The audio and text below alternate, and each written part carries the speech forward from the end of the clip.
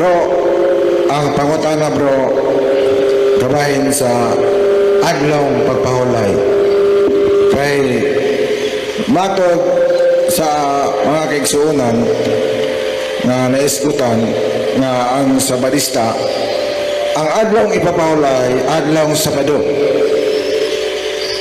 O ang Katoliko adlong Domingo.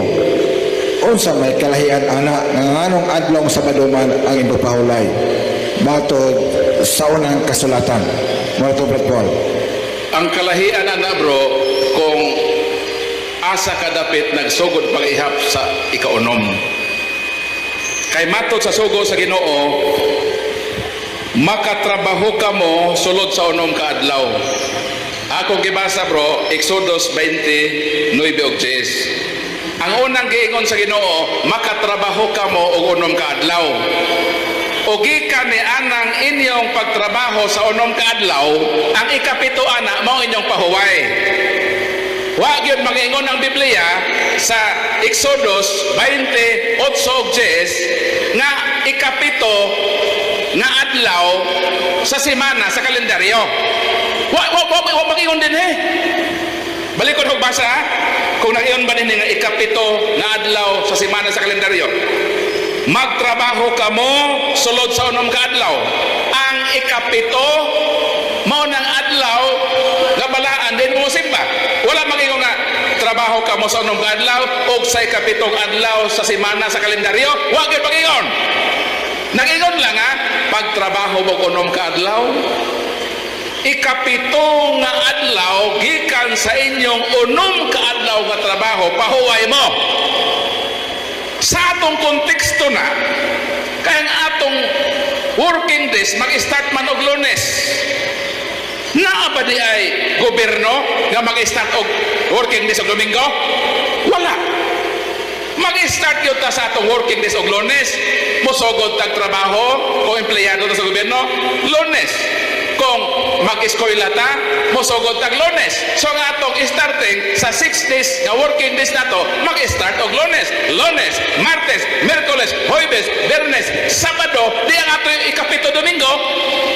Wa mangingon din nga ikapito nga adlaw sa kalendaryo, wa man. So kung ang mga Hudiyo, ang ilang starting working days Domingo, og moin sila og Sabado nga pahuway, ila tong konteksto. Lahi man ang konteksto sa Kristiyanos. So ang ato Domingo, ngano man, ngano ang mga Hudiyo gipili man nila ang ikapito nga Sabado.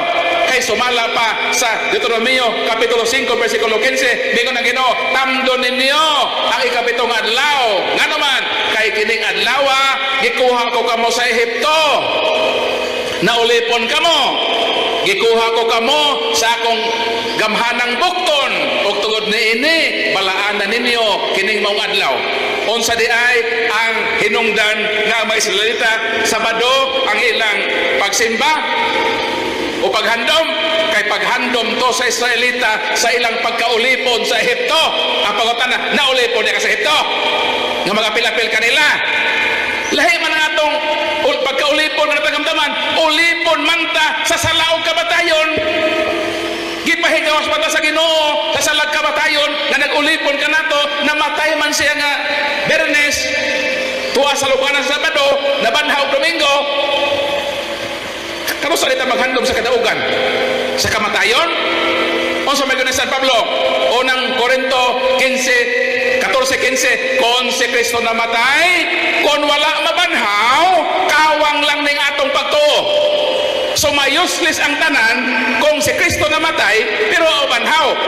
Mao nga kitang makatoliko ang Resurrection Day ang atong kulminasyon sa atong remembrance sa pagpahigawas kanato sa Ginoo, sa nag-ulipon kanato nga sala o kamatayon. Kanang Sabado sa Mahudiyo, remembrance na sa pagawas nila sa Egypt. Unya di man ka Israelita, wa man ka naulipon sa Egypt. Kung sa may nag-ulipon nato, balikon ko, naulipon ta sa salag kamatayon. Namatay siya Biyernes, nagbadaogon sa ilang Domingo. Kung sa katong